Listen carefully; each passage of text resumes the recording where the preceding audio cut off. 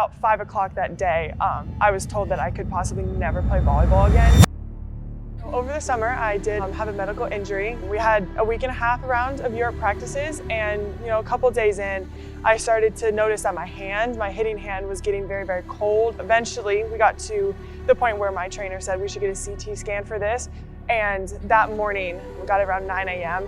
By 11, we had the results back. Walker pulled me aside after practice and said, hey, this is what we found. We did find some blood clots in your forearms, which was hard to hear because you never know in those types of situations where that's gonna lead or what that is gonna mean. From there, we knew that I was gonna be admitted to the hospital that day. I told the team, I was like, I'm probably not gonna be able to go to Europe. And at that point, we had no clue what season is gonna look like this year. I was admitted around 3 o'clock that day. I was getting through all of the possibilities that could happen. The first option was thoracic outlet, and the other option, which was the one that I had, was quadrilateral space syndrome, which has to do with overhead athletes, and there's just not a lot of people who have that repetitive motion. Before you go into surgery, you get the long list of all the possibilities and all that, and about 5 o'clock that day, I was told that I could possibly never play volleyball again. That was very, very hard to hear.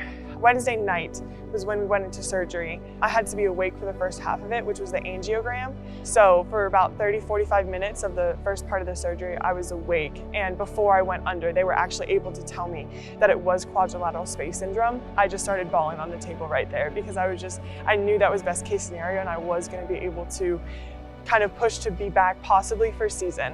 It was a slow process just because it happened on my right shoulder, so it was my hitting arm. So we just had to throw tennis ball, throw harder, throw further, and just kind of work back there. But then just being confident in hitting in all the various scenarios an outside hitter hits in, and just kind of slowly working back. So I was just in the gym every day that I could be. How much can I hit today? How many balls can I hit?